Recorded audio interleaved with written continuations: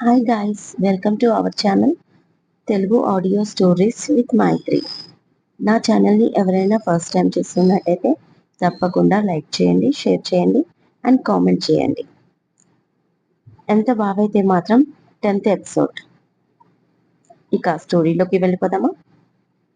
Hi, you just గార్జియస్ట్ అంటూ రోజా పువ్వు ఇచ్చాడు సుశీల్. థ్యాంక్ యూ అని ఫ్లవర్ తీసుకుంది. పద త్వరగా అంటుంది పప్పి. కట్ చేస్తే మరో అరగంటలో రాయల్ పబ్బులో తేలారు ఇద్దరు. అప్పటి వరకు వాళ్ళకి తెలియకుండా ఒకతను ఫాలో అయ్యాడు. పబ్బులో వాళ్ళని చూస్తూ ఎవరికో ఫోన్ చేసి ఇన్ఫర్మేషన్ ఇచ్చాడు.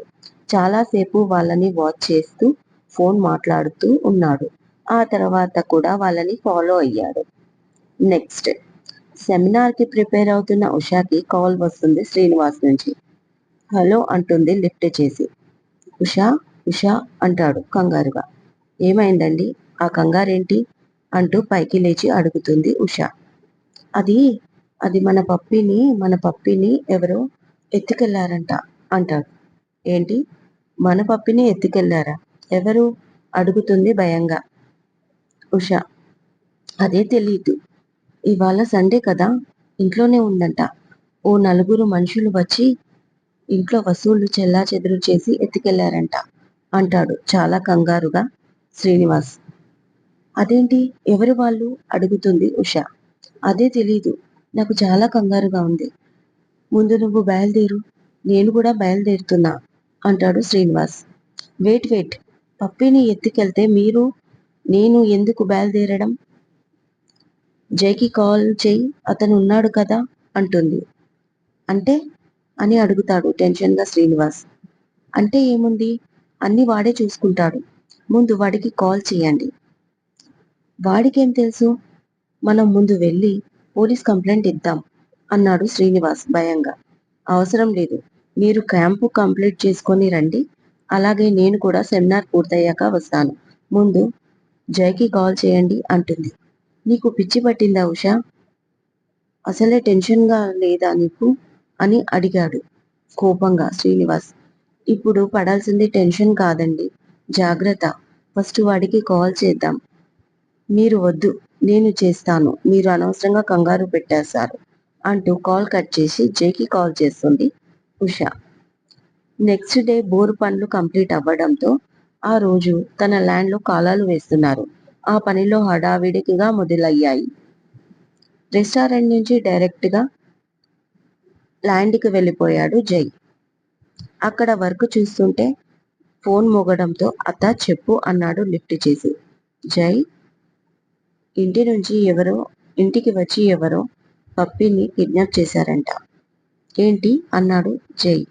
అవును నాన్న, మీ మామయ్య చాలా కంగారు పడుతున్నాడు. కాస్త చూసుకో అంటుంది ఉష. ఓకే అత్త, నువ్వు బేఫికరుండు. పప్పికి ఏం కాకుండా ఇల్లు చేరుస్తాను అన్నాడు జై. నాకు ఆ విషయం తెలుసు. అవతల నాకు సెమినార్కి టైం అయింది అంటుంది ఉష. జస్ట్ 2 hours తర్వాత కాల్ చేస్తాను అంటూ కాల్ కట్ చేసింది ఉష. వెంటనే ఎవరికో కాల్ చేయబోయాడు జై. అంతలో తనకే ఒక కాల్ వస్తుంది. అది లిఫ్ట్ చేసి అటువైపు మాటలు విని ఆవేశంగా బయలుదేరాడు జై. నెక్స్ట్, ఒరే సచ్చినోళ్ళారా, నన్ను వదలండిరా, మీరు నాశనమైపోతారు. మా ఇంట్లో ఆడపిల్లలు లేరురా, నేనే ఒక్కదాన్ని క్యూట్ గర్ల్ని. సండే కదా అని బిర్యానీ ఆర్డర్ చేసుకున్నాన్రా, హ్యాపీగా తిందామని తీసుకొచ్చి ఈ చీకటి రూమ్లో పడేశారు. నా బిర్యానీ చల్లారిపోతుందిరా అక్కడ. నా ఉసురు మీకు తగిలి మీ పిల్లాలు పక్కింటోళ్లతో లేచిపోతారు. మీ లవర్స్ వేరే వాళ్ళని సెట్ చేసుకుంటారు. మీకు యాక్సిడెంట్ అయ్యి చిన్న దెబ్బలు తగిలినా డాక్టర్ మాత్రం పెద్ద బిల్లు వేస్తాడు. దానికి మీరు మీ కిడ్నీలు అమ్మి ఆ తర్వాత బిల్లు కడతారు. ఇదే నా శాపం అంటూ అరుస్తూ ఉంటుంది పప్పి. ఏంట్రా ఈ అమ్మాయి వచ్చినప్పటి నుంచి వెరైటీ శాపాలు పెడుతుంది అంటాడు డోర్ దగ్గర కాపలా ఉన్నవాడు. ఎత్తుకొచ్చినప్పటి నుంచి అలాగే అరుస్తుందిరా అన్నాడు ఆ కిడ్నాపర్లలో ఒకడు. మరి దానికి నోటికి ప్లాస్టర్ వెయ్యాలి అని అడిగాడు ఇంకొకడు. కిడ్నాపులు చేసి చాలా రోజులైంది కదన్నా. ఎక్కడ పడేశామో ప్లాస్టర్స్ దొరకట్లేదు. ఒకడిని షాపుకు పంపించాను. అది తేగానే దాని మూతికి వేసేస్తాను అన్నాడు మొదటివాడు. అంతలో గంగూబాయ్, అతని రైట్ హ్యాండ్ గోపాల్ ఇద్దరూ వచ్చారు. ఆ తీసుకొచ్చిన పిల్ల ఎక్కడా అని అడిగాడు గంగూబాయ్.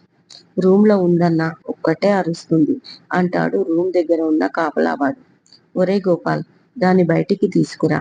దాని బావ, అదే ఆ జైగానికి ఫోన్ చేశాను. కంగారు పడుతూ బయలుదేరాడు అంటాడు భయంకరంగా నవ్వుతూ గంగూబాయ్. ఆ జై వచ్చేలోగా పప్పిని ఒక చోట కట్టేసి చుట్టూ 30 మందిని రెడీగా ఉంచాడు చేతుల్లో ఆయుధాలతో. పప్పికి కొద్ది దూరంలో చైర్లో హ్యాపీగా కూర్చున్నాడు గంగూబాయ్. అతని చుట్టూ 10 మంది అనుచరులు.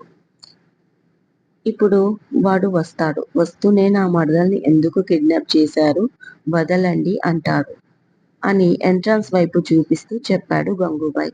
ఆ తర్వాత ఏం జరుగుతుందన్నా అన్నాడు ఒకడు సీన్ చూస్తున్నట్టు ఫీల్ అవుతూ. నేను వదిలేస్తానా? నువ్వు నా 15 మంది మనుషుల్ని కొట్టావు. ఇప్పుడు 30 మందితో తన్నులు తిను, అప్పుడు వదులుతా నీ మరదల్ని అని నేనంటాను అన్నాడు గంగూబాయ్. ఆ తర్వాత ఏం జరుగుతుందన్నా అదే ఫ్లోలో అడిగాడు ఇంకొకడు. వాడు ఆల్రెడీ ఇమాజిన్ చేసుకుంటున్నాడు. లేదు లేదు, నన్ను కొట్టకండి, నాతో తప్పైపోయింది.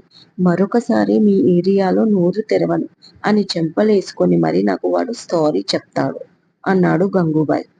వాట్ ద హెల్ అంటుంది గట్టిగా పప్పి. అందరూ అటువైపు చూస్తారు ఆ అరుపుకి. మీరు నన్ను కిడ్నాప్ చేసింది మా బావతో సారీ చెప్పించుకోవడానికా? అంటే ఇప్పుడు మా బావని డబ్బు డిమాండ్ చేయడం లేదా అని అడుగుతుంది చైర్కి కట్టేయబడ్డ పప్పి. లేదు, మీ బావ మా మనుషుల్ని కొట్టాడు, అందుకే మేము ఇప్పుడు అతన్ని కొట్టబోతున్నాం అన్నారు వాళ్ళు. చిచి, నా కిడ్నాప్ చేసినందుకు కూడా వాల్యూ లేకుండా పోయింది. డబ్బు డిమాండ్ చేయడం లేదు. అదే డబ్బు డిమాండ్ చేసుంటే నా ఫ్రెండ్స్కి గొప్పగా చెప్పుకునేదాన్ని, నన్ను డబ్బుల కోసం కిడ్నాప్ చేశారు అని. ఛ అని మనసులో బాధపడింది పప్పి. నెక్స్ట్ ఎపిసోడ్తో మళ్ళీ రేపు కలుస్తాను. Thank you friends.